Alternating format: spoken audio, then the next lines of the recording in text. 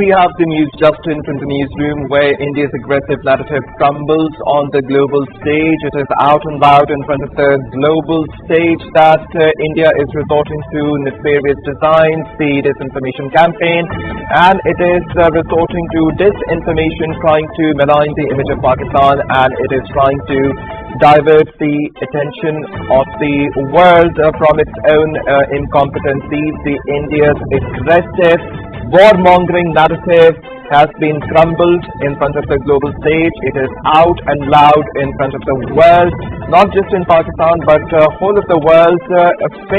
Whole of the world is actually aware about the India's false narrative, false flag operation that it tried to stage in Pahalgam, in which 26 innocent individuals lost their lives in Pakistan. Of course, it is condemning the incident. Pakistan, being the proponent of peace, it never resorts to the politics of hatred and warmongering tactics. But India's nefarious designs, unfortunately, they are out and loud in front of the world. And to get more details, we have been joined by our correspondent Fahad Ahmed Missan. Fahad, India's false narratives are out and loud in front of the world. What further details would you like to add? Ali, the recent unraveling of the Pahalgam false flag operation marks a significant strategic victory for Pakistan in the ongoing information and diplomatic warfare with India. Despite New Delhi's aggressive propaganda efforts, major global actors, including the United States, European Union, Russia, and Switzerland, have rejected India's narrative, signaling a substantial shift in international perception.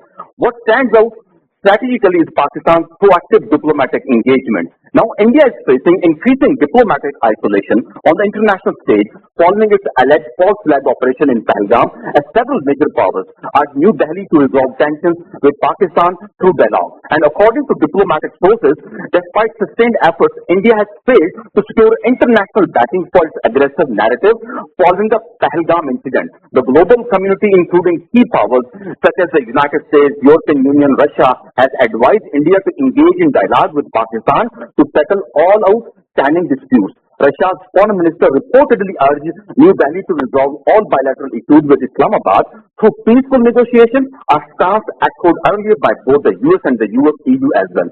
And in a significant development, Switzerland also has offered to assist Pakistan in investigating the Pahalgam incident, signaling growing international interest in an impartial and neutral inquiry. Commenting on the regional implications, a noted scholar, Tani Madan, drew parallels between India's stance and Russia's unsuccessful attempt to resolve disputes through force. He emphasized that India's aggressive posture is counterproductive and reinforces the importance of diplomatic engagement. The 10th analyst further noted that the consistent calls for dialogue by the West and now Russia reflect India's growing diplomatic isolation. One analyst has also stated that this clearly shows that war is not a solution. Eventually, all decisions must be made at the negotiating table.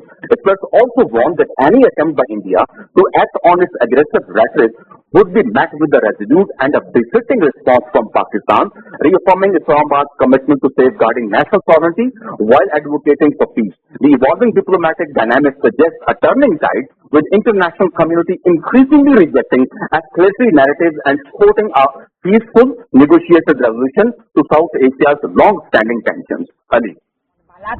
Right, Fahad, thank you so much for providing us the details regarding this important situation that is unfolding.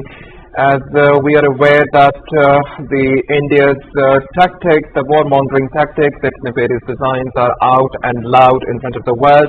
And Switzerland is also offering to help Pakistan investigate the Pahalgam incident. Various allies of Pakistan, they are trying to mediate in this situation, trying to diffuse the situation, because this conflict that is happening between Pakistan and India, if it gets stronger, if it gathers momentum, it is going to be detrimental for the entire region. And the scholars, they also want India to learn from Russia, and force does not resolve conflicts. This is something which the world is trying to insist India. Yes, Fahad. What are the strategic implications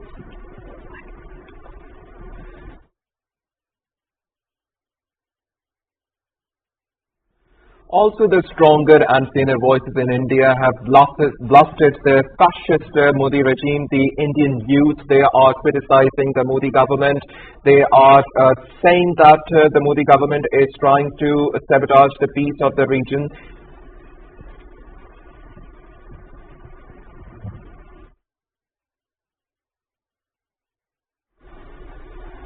And for further getting insights and analysis regarding this Pakistan and India's conflict, we have been joined by former Ambassador General Tariq Rashid Sahib. So welcome to PTV World. Thank you very much, dear.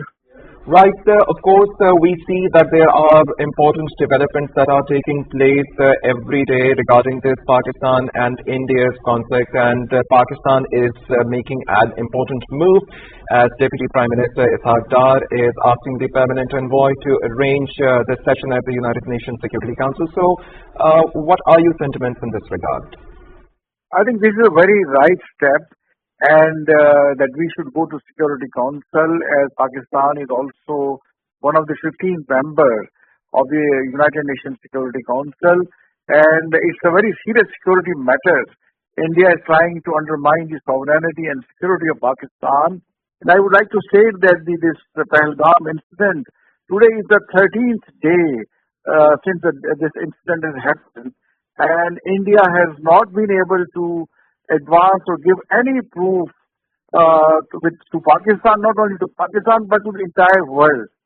And all the major countries of the world are asking him, including United States of America, China, Russia, Saudi Arabia, European Union, France, Turkey, and that please, instead of just blaming Pakistan, come out with some evidence that who were the perpetrators, who were the terrorists who have done this incident in this Indian illegally occupied Kashmir.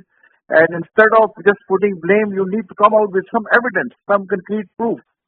So you are just blaming, and then you are passing judgment, and then you want to attack also Pakistan. So this has never happened in the civilized world, and this cannot be tolerated by the international community. So instead of giving any evidence, Modi and his colleagues are just creating hysteria, and they just trying to undermine the security of Pakistan. I think this is a very right step, and we should also take this matter to the Organization of Islamic Conference. We should also take Modi's Court of Justice, because he has also announced that he doesn't believe in Indus Water Treaty. And unilaterally, he said that we are going to hold it in abeyance and we are going to annul it, which under no international sensible convention rule, this can be acceptable to this at the time of well-connected world. You see, there are Geneva Convention on this Indus Water Treaty. There is the World Bank, which is a signatory to the Indus Water Treaty. So I think the time has come, as it's famous saying that you can fool some of the people for some of the time. So Modi has enough fooled some of the people for some of the time, but Modi and the Indian government cannot fool all the people all the time. So what is asking them, and this is the opportunity for Pakistan to highlight this Kashmir issue. Almost 8 decades have passed, and India has not fulfilled this international obligation to the United Nations organization. Then the people of India need to be given the right of self-determination. So I think this is a very apt step by the government of Pakistan by taking this issue to the United Nations Security Council. Right. Also, sir, I would like to ask you that what diplomatic leverage does Pakistan hope to gain by internationalizing the current crisis through the United Nations, especially when we talk about the unilateral actions of India, the Indus Water Treaty being held in abeyance? So what significant role do you believe that the United Nations Security Council can play in this regard? You see, the United Nations Security Council is the highest body, which is, for example, there are over 195 or 6 countries which are part of the United Nations organization, if the United Nations Security Council pass a resolution asking India to provide solid evidence or proof that some foreign element was involved in this incident of Pahalgam. In my view, the Pahalgam incident was a self-created drama, and the Modi government wanted to drive multiple mileages from it. The number one mileage was the cancellation of Indus Water Treaty. Then they further wanted to suppress the people of Kashmir. They have already allowed 85,000 Hindus, Indian Hindus, to go and settle down in Valley of Kashmir, which is highly objectionable and cannot be justified by under any international law. They have been allowed to buy property, and India wants to change the demography of Kashmiri people.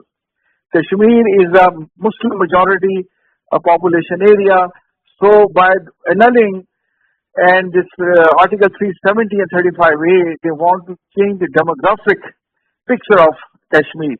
And second, there is election in Bihar which are coming up.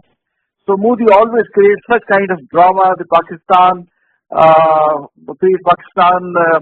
hostility drive which he creates to get the sympathy of the Hindu especially. You see, he believes in Hinduism, which is Hindutva. Hindutva means Hinduness. So they want to have a Hindustan which only belongs to Hindu. And then he wanted to put pressure on Pakistan and divert Pakistan armed forces attention or focus toward the Indian border.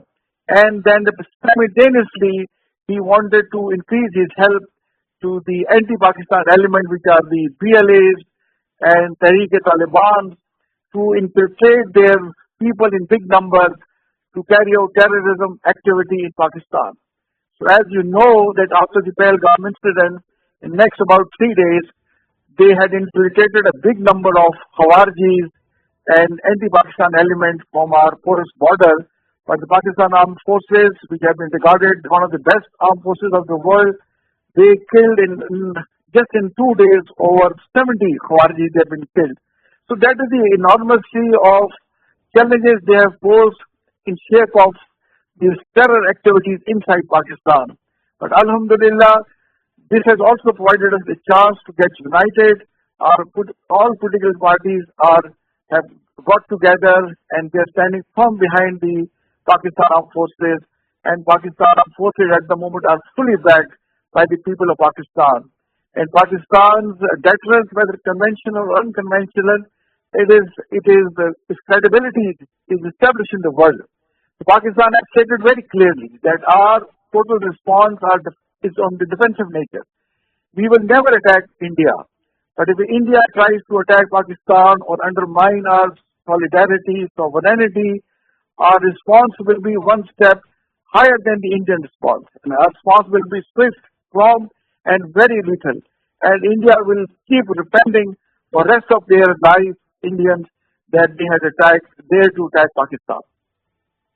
Right, thank you so much, General Retired Tariq Rashid Saab, who was with us and elucidating us regarding the current situation that is unfolding between Pakistan and India. The conflict between India and Pakistan post Pahalgam operation, a very unfortunate incident in which 26 unarmed civilians lost their lives.